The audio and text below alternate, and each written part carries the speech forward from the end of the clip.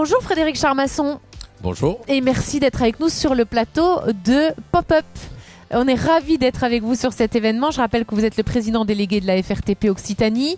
Alors, Pop-Up, il est placé sous le signe de l'innovation. L'innovation, c'est essentiel pour la profession que vous représentez. Vous pouvez nous redonner les grands enjeux et les priorités de l'innovation dans vos métiers? Déjà, je rappelle que l'innovation, c'est l'ADN de notre métier. Et c'est aujourd'hui ce qui a fait progresser le génie français, je dirais. Il faut rappeler que les entreprises françaises sont les numéros 1 mondial dans ces métiers. Ça, c'est sûr. Voilà. Et on le dit pas assez. Et on le dit pas assez. Et c'est grâce à l'innovation. Et donc, c'est aujourd'hui le point essentiel. On s'aperçoit qu'on a été en avance sur le LGV, le TGV, je sais plus comment on dit, mais en tout cas, on était imprimeur. Demain, j'espère qu'on sera les premiers sur Hyperloop ou autre. Voilà. Donc, c'est cette innovation qui fait que ce métier est aussi très valorisé vis-à-vis des jeunes, et on essaie de le prouver aujourd'hui grâce à cette innovation qu'on présente.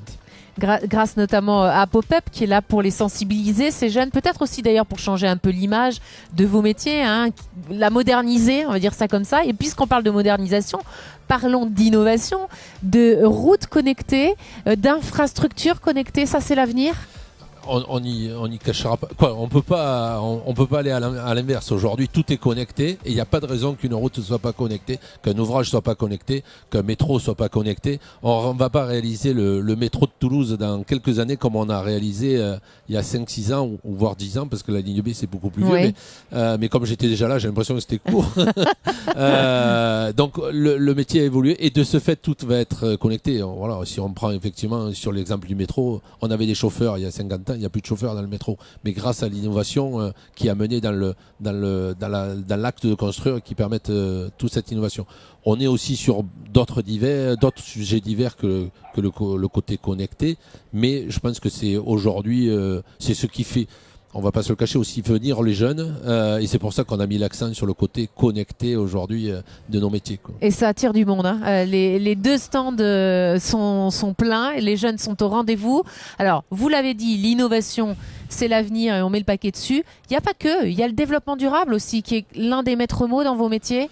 Alors, on est aussi à la pointe du développement durable, et bien sûr que c'est un souci aujourd'hui permanent, notamment avec ce qui se passe au niveau climatique, et on a des atouts. On a des atouts dans l'acte de construire avec des matériaux recyclés, des routes recyclées à 100%.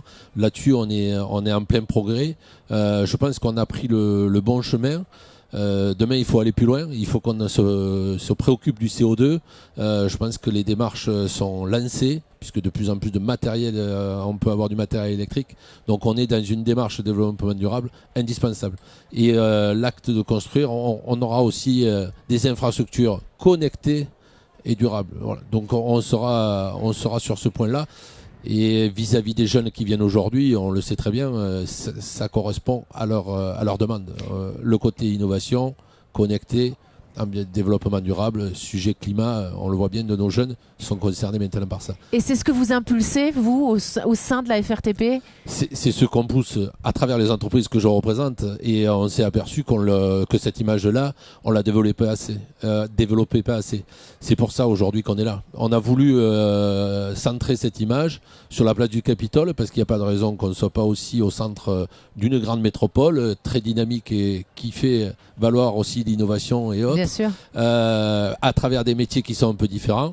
Mais moi, j'ai une petite remarque que je souhaite mettre aujourd'hui en avant, puisque j'étais avec le cabinet du recteur ce matin, qui me disait que, vous savez, on a 1800 collégiens, ou en tout cas, ou étudiants inscrits, alors que l'aéronautique, la semaine dernière, ils étaient que 1000.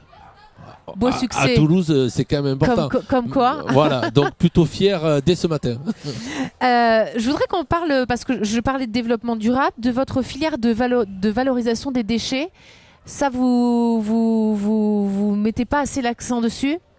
Alors, on s'est aperçu que les déchets, dans notre métier, ils ont toujours été traités, ils ont toujours été valorisés, mais pas mis en avant.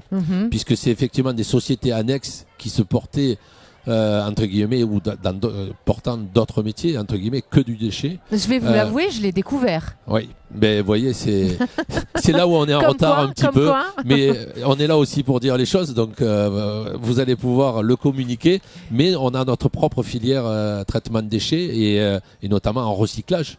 Voilà, c'est vrai que ça a été pris, c'est un sujet qui a été pris par des sociétés spécialisées, et aujourd'hui on essaie de faire valoir, et on y est arrivé au niveau de la Fédération nationale des travaux publics, avoir notre propre valorisation des déchets. Et ça, c'est en place. Il y a des actions qui se mènent, et on est en plein dedans, et maintenant c'est parti. Voilà. Alors, il y a un autre sujet que je voudrais qu'on aborde avant de vous laisser rejoindre tous ces jeunes qui sont sur Pop-Up. La période des élections municipales vous inquiète-t-elle pour l'activité de vos entreprises? On sait que c'est un sujet délicat pour les TP à chaque fois. Et pourquoi d'ailleurs? Expliquez-nous, à chaque fois. À chaque fois, mais on a toujours l'espoir que ça se passe mieux, et ça va se passer, ça se passe différemment en 2020. Vous avez sensibilisé beaucoup les politiques sur cette question. À travers l'ensemble de ses adhérents, nous avons fait tout le tour, entre guillemets, des élus, des grands élus du territoire de l'Occitanie, en portant le message pour qu'ils comprennent que effectivement une entreprise ne peut pas avoir une vision à 3 ans ou à 4 ans. Si elle veut investir, et quand je parle investir, c'est de faire de l'embauche, il ne faut pas se cacher, notamment, et se développer, elle a besoin d'avoir un carnet de commandes. Si vous prenez Airbus, ils ont un carnet de commandes en 2030, 2040. Et donc là, vous avez des perspectives d'embauche. Nous, on peut pas être assujetti à des élections qui nous disent, pendant 3 ans, tu peux embaucher, après, il faut que tu licencies, et ça recommence 3 ans après. Donc ça, ce message, on l'a fait passer aux élus. Je pense qu'ils le comprennent. On a déjà des résultats positifs, mais c'est cette contrainte-là qu'on le comprend, parce que les élus, quand ils arrivent en place, c'est ce qu'on appelle les projets de mandature, donc ils démarrent 1 an et demi après les élections et ils finissent 15 jours avant les élections.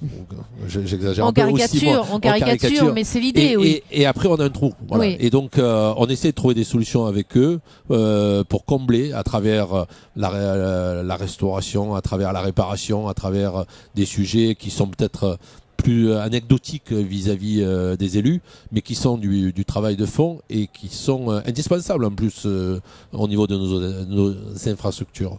Donc je pense qu'il y a de quoi faire, on est sur la bonne démarche. Les élus nous ont écoutés. Est-ce qu'ils vous ont entendu? C'est ça la question. Je crois. Alors moi je suis toujours optimiste, c'est peut-être la qualité d'un défaut, un défaut d'une qualité, c'est à vous de juger. Mais je crois qu'ils nous ont entendus, puisqu'on a eu des retours. Et il faut pas se cacher qu'il y a même eu des élus qui l'ont découvert.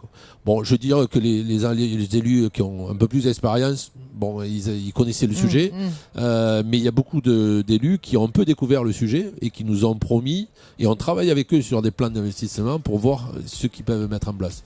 Et pour pas les citer, nous sommes placés sur la place de la métropole de Toulouse. La métropole Toulouse nous a vraiment entendus. J'en suis sûr. J'en suis convaincu. Voilà. Et ben c'est une bonne nouvelle. Merci beaucoup Frédéric Charmasson. Je vais vous laisser repartir sur Pop-Up. La journée est longue. On attend un ministre ce soir. Un ministre, ça fait plaisir qu'un ministre se déplace déjà en province. Pour nous, c'est un événement. De le recevoir pour les métiers des travaux publics, grâce, il ne faut pas le quitter, à la Fédération nationale et son président. Mais c'est une image qui va donner encore plus valorisante pour nos métiers.